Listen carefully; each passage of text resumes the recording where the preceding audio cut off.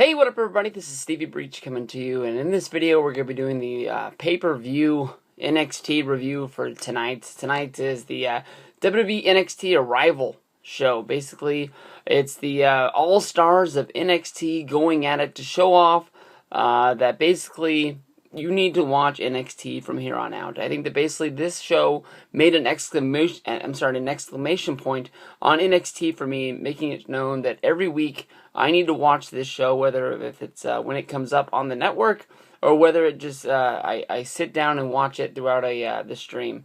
I will give my props to Bobby from New Jersey, being a fan that used to try to encourage me to watch FCW, to watch these guys come up, and big props to WWE Punk fan Zach Brown 19 for basically live tweeting this show to where I got to see his live his live thoughts of watching this show for the past at least year. He's been doing this week in and week out, and I'm sure that this show must have been really, really special for those guys for being a fan of so long, and everybody sort of jumping on the back of it. It's sort of like, I bet they sort of feel like a little bit weird, like this might have been like something special to them, and now everybody's jumping on board because it's a hot shit. Like when you, I don't think it works anymore because nobody really buys CDs, but that feeling like when you go out and you buy a CD because the band has one sort of popular song that's on the radio all the time,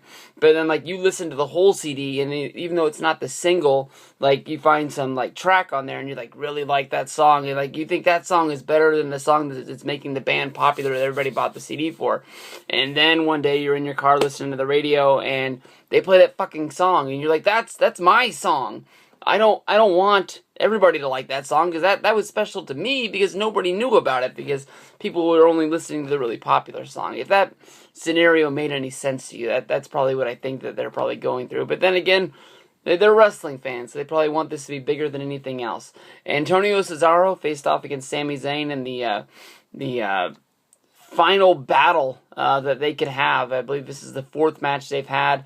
Sami Zayn is one of the guys that's really, really got pushed on NXT because he's the guy that I think is having the best matches. Where he fits into WWE, I don't know. But we've seen him have good matches against Cesaro. We've seen him have good matches against Jack Swagger. Honestly, like I said, I've only watched the NXT things that are really, really emphasized as you must watch this. He's the must-watch guy. He is my favorite guy that's there, but he's not like a guy that I make sure I go out of my way to make sure I see every match this guy is in. But this was the rematch from their match from last year, where it was the match of the year for NXT, and these guys went out and they gave it their all. I mean, they acted like they were in freaking Ring of Honor, and they had a really, really great, outstanding wrestling match. It wasn't, fast-paced, it wasn't slow-paced, it was just sort of something in the middle. It was like when you were watching it, it was almost like every single thing that they did inside of the ring had a meaning. It was like, whether if it was, a power bomb, or if it was a body slam, or if it was a 2 count, it was to sell something about how good this match really was. When Cesaro won, I was sort of surprised. I was sort of thinking that, with him being the one, true star that was going to be on this show, that was on the WWE main roster, that he was going to be putting over Sami Zayn, especially since this was in the opener, to make everybody watching this for the first time on the network realize, like, oh shit, they're going to make this be a big deal. Sami Zayn, basically, he lost the match. Cesaro, the guy that was just in the main event of the Elimination Chamber, you can tell that good things are coming in his direction. I'm not saying that they're going to hand him the World Heavyweight Championship, but it's kind of obvious that he's going to be on the bubble of being in that picture in the upcoming year. I like that Cesaro and Sami Zayn sort of patched up their differences. Cesaro giving Sami Zayn a big hug. You can tell that WWE did this because the more than likely face turn of Cesaro is right here around the corner. Unfortunately, there was some matches on here that I got to watch. I got to see some guys for the first time. CJ Parker and Mojo Rawley. I had no idea what was going on in this match because it's hard to follow guys when you see them for the first time. Nothing really special, but CJ Parker lost the match. Mojo Rawley was able to win the match with a bump and then he did like a jumping splash, pin deal, whatever the fuck that is. The Ascension, they were able to beat the NXT. What the fuck was I talking about? I'm reading the match listings because whatever. The Ascension, they beat the Scotty 2 Hottie and Grandmaster Sexy, otherwise known as Way Too Cool, on the WrestleCon website. It was pretty cool that they used these guys. I didn't see them, brought up that they were going to be there, so I don't know why not, but surprise run-in, I guess. They booked them for the show. Paige versus Emma. This was for the Divas title of NXT, whatever the fuck they call it there. But I don't know. Honestly, I was sort of hoping for more. I know that we've seen Emma on TV. She wrestled her debut match against Summer Rae on Raw this week. Paige is somebody that I've been hearing a lot about. So maybe I went into this with higher expectations of what they were going to do. But nothing really blew me away. It was good to see that these girls can actually wrestle.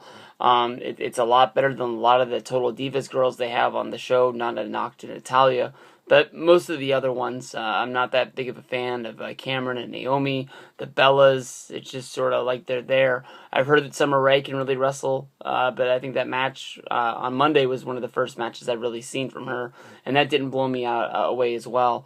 Of course, WWE, they had the live stream that sort of messed up. It's their first sort of big show that a lot of people were clicking on to watch the network. I'm sure that they're going to fix it. If you were one of the people that went to one of those websites that streamed the show that didn't, they aren't paying the $10 a month to, watch the WWE network, seriously, honestly, get a job. I mean, there's no way in the world, being a wrestling fan, you can't afford $10 for all these things. And when this one remote right here for my Apple TV, or, on my lunch when I bring my iPad and I watch New Blood Rising 2000.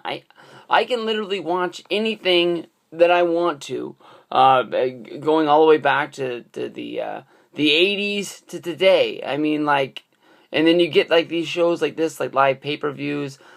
Are you really gonna want to go out of your way to stream a match like Extreme Rules? When I mean, just for $10 a month, you can watch unlimited anything you want throughout the history of WWE. I mean, I know that everything in the world is really not up there, but I mean, there's nobody in the world that's going to watch every pay-per-view from WCW, ECW, WWE, and, not want more. I mean, you can watch a whole show. That's what I've been trying to do.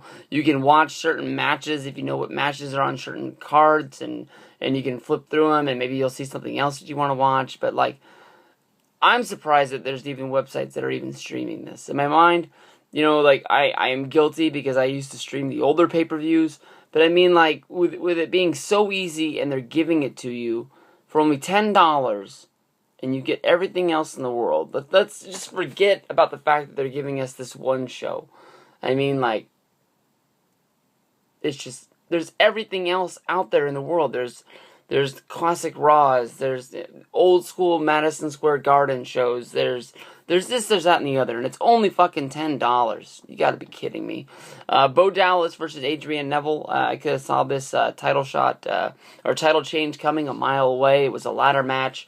Bo Dallas has been a good champion for them. Nobody really likes the guy. Adrian Neville is the guy that I've heard is like a knockoff CM Punk. When I was at the Access meeting John Cena was signing, and at the same time Adrian Neville was wrestling in the ring, and I believe it was a tag team match. It was like a 1-on-2 because his partner had been kidnapped by the Ascension, and I don't know. I don't really remember, but Cena made it a point to tell everybody in line, see that guy in the ring? He's gonna be something. Make sure you watch his match while you're waiting in my line. Not like when you came up to sign.